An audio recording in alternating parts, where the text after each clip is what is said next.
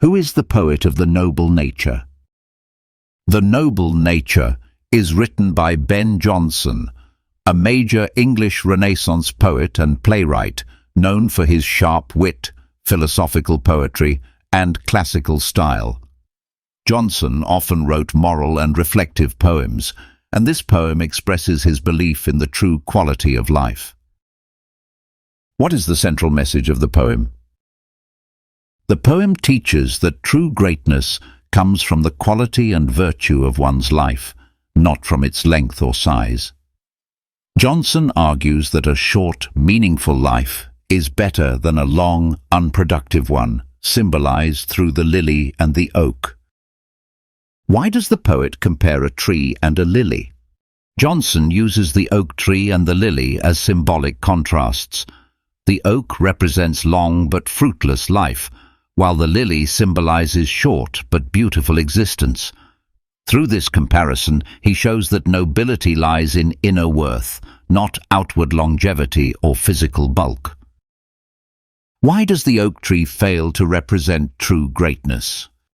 Although the oak stands tall for hundreds of years, Jonson highlights that it eventually becomes a dry, bald, and useless log.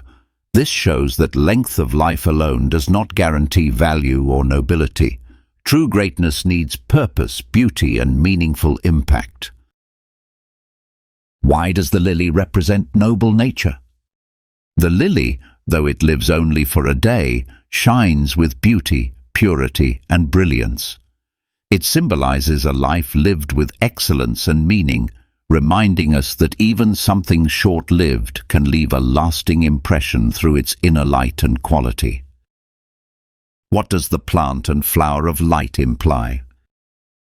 This line suggests that the lily reflects divine beauty and purity, as if touched by heavenly light.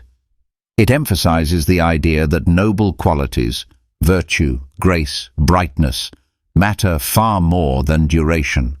The lily's brief radiance surpasses the oak's long but dull existence. What idea does the poet oppose in the poem? Jonson challenges the belief that age, size, or longevity automatically bring value or nobility. He opposes the idea that a long life is inherently better, arguing instead that a short, meaningful, and beautiful life holds far greater worth and moral significance. What is the poem's overall theme? The central theme is quality over quantity. Jonson emphasizes that life's true worth lies in virtue, beauty, purpose, and inner excellence. Through natural imagery, he teaches that even brief lives can be perfect and noble if lived meaningfully. What does the line, "In small proportions we just beauties see," mean? This line means that true beauty often appears in simple, small, and delicate forms, like the lily. Jonson suggests that greatness does not always require largeness. Sometimes the finest qualities of life are found in short moments or small things, rich with meaning. What tone does the poet use in the poem?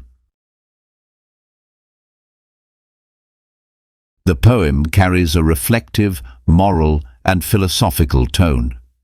Jonson speaks calmly and thoughtfully about life's true value, encouraging readers to rethink commonly held beliefs about greatness. His tone is instructive yet gentle, guiding readers toward a deeper understanding. What figure of speech is used in comparing the oak and lily? Jonson uses contrast and symbolism. The oak symbolizes long, unremarkable life, while the lily symbolizes short, noble existence. This contrast creates a vivid moral lesson, showing how two natural images can represent different philosophies of life and human worth.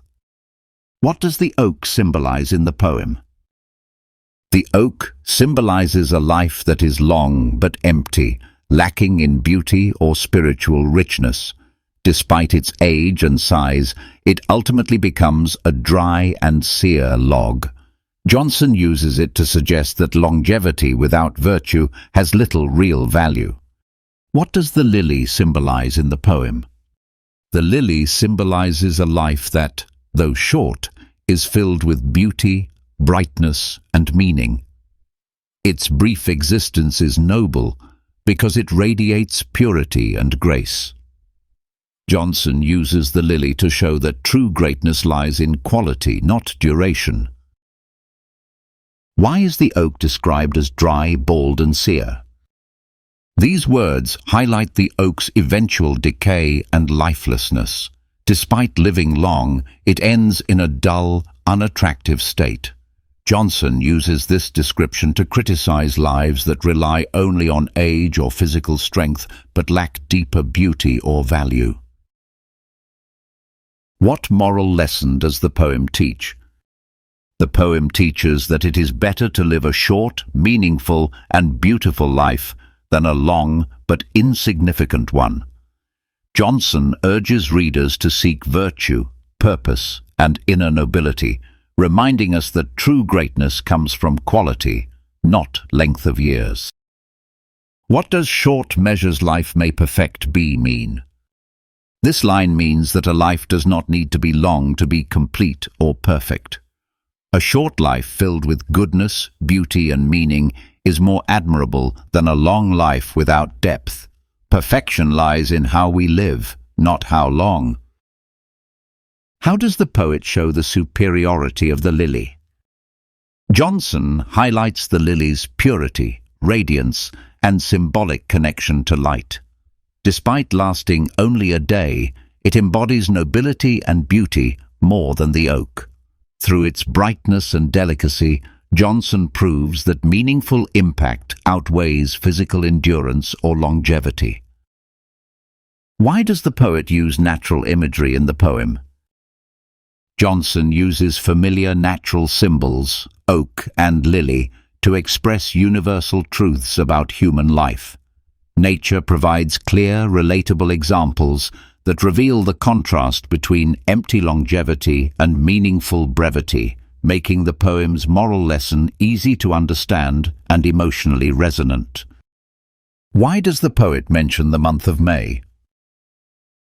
May symbolizes freshness, youth, and beauty, which perfectly suit the lily's character.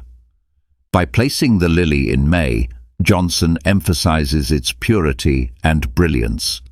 This seasonal reference enhances the poem's message about the charm and value of short-lived, bright moments. What philosophical idea does the poem convey? The poem conveys the idea that life's value lies in essence, not duration.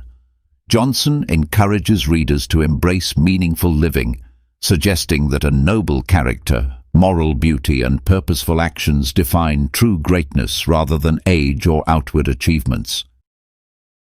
How does the poet criticize materialistic views of greatness?